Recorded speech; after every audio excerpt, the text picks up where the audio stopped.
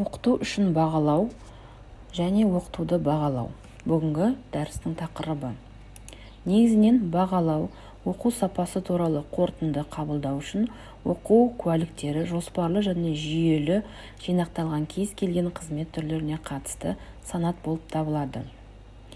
Бағалаудың барлық түрлері қадағалау, алынған мәліметтердің интерпретациясы, бұған арғы іс-әрекеттерді анықтау үшін қолданылуы мүмкін шешімдерді қорытындылау болып қамтиды.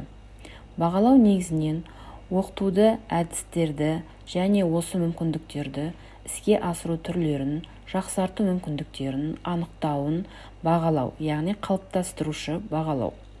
Оған бағалау мақсаты жіктеу, сертификаттау немесе оқытуды ілгерілету үшін оқыту қорытындысын шығару болса, онда өзінің функциясы бойынша бағалау жиынтық болып табылады және оны оқытуды бағалау деп те атайды. Оқыту үшін бағалау және оқытуды бағалау таблицасында көріп тұрғандай қалыптастырушы және жиынтық болып бөлінеді. Қалыптастырушы бағалау оқыту үшін бағалау рөлін атқарып, ынталандыру қызметін атқарады. Мысалға, мадақтау арқылы қолдау бір сабақтың бағасы. Ал жиынтық бағалау оқытуды бағалау, яғни жиынтық. Мысалға, 90 соңында, бөлім соңында немесе ұлттық бірыңғай тестілеу бұл жиынтық бағалаудың түрлері болып келеді. Мұғалімнің бағалаудағы рөліне келетін болсақ, мұғалім тәлімгер ретінде, жетекші ретінде, есепке алушы маман, баяндамашы ретінде рөл атқарады. Оған қоса, оның мақсаттары бар. Мақсаттары тәлімгер, мұғалім кері байланысты және әр оқушыға қолдау көрсетеді. Жетекші ретінде жұмыс процесіне бағыттау үшін диагностикалық ақпарат жинақтайды.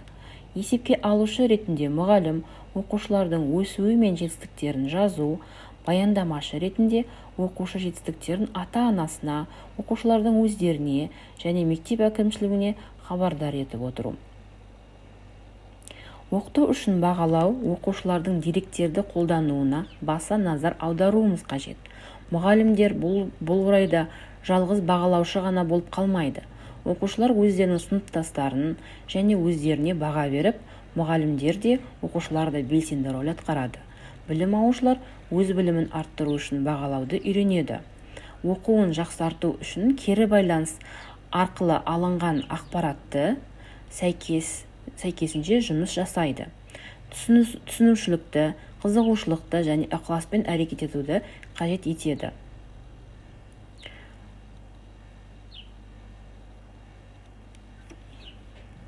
Критериалды бағалау қалыптастырушы жиынтық бағалау деп бөлінгендігін айттық. Қалыптастырушы бағалау бұл оқыту барысында жүзеге асырылып, кері байланыс арқылы жасалынады. Оқушыларға өз жұмыстарының түзетуге көмектесіп, мұғалімдерге өз жұмысын жоспарлауға жәрдемдесетін құралдардың бірі болып табылады. Жиынтық бағалау әдетінде тақырыптың бөлімнің соңында қорытынды тұжырым береді.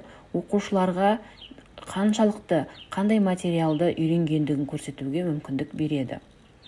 Оқыту үшін бағалау түпкілікті нәтижесі келесідей. Оқушылар мен тиімді кері байланыс қамтамасыз етіледі. Оқушылардың өзіндік оқуға белсенді қатысуы ретіменен өзін-өзі бағалауы, бағалау нәтижелерін ескере отырып оқуды түрлендіру, бағалаудың оқушы қызығушылығы мен өзін-өзі бағалауына әсер етіп білім алуды түбегейлі өзгертуі, өзін-өзі бағалау нәтижесінде оқуын қалай жақсарту қажеттігін түсініп, сыныптастарымен бірлескен оқу дағдыларын қалыптастырады. Қарапайым айтар болсақ, өзара бағалау, ең біріншіден өзара бағалау және өзін-өзі бағалау мүмкіндіктерін ойластыруы қажет.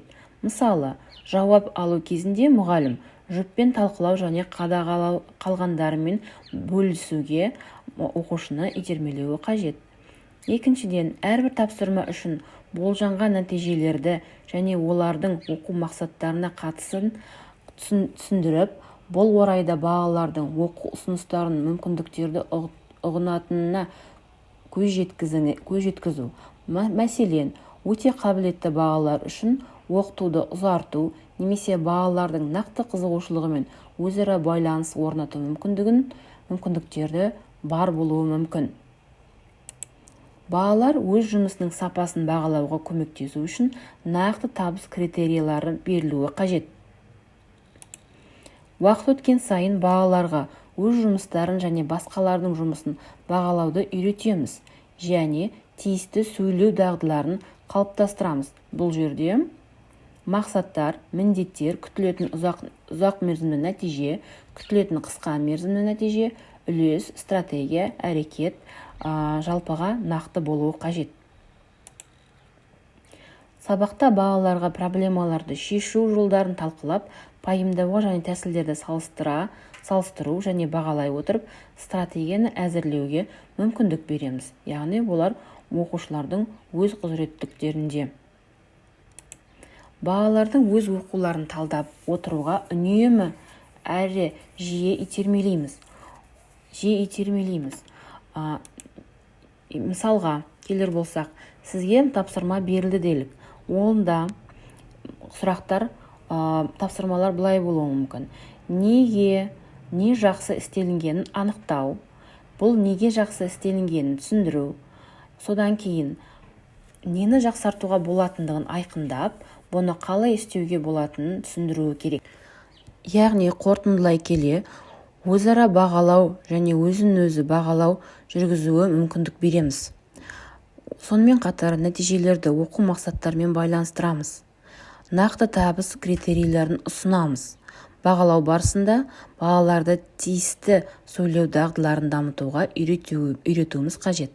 Талқылауға және ойлауға мүмкіндік береміз. Өзін-өзі талдау барысында балаларға бағыт беруіміз қажет.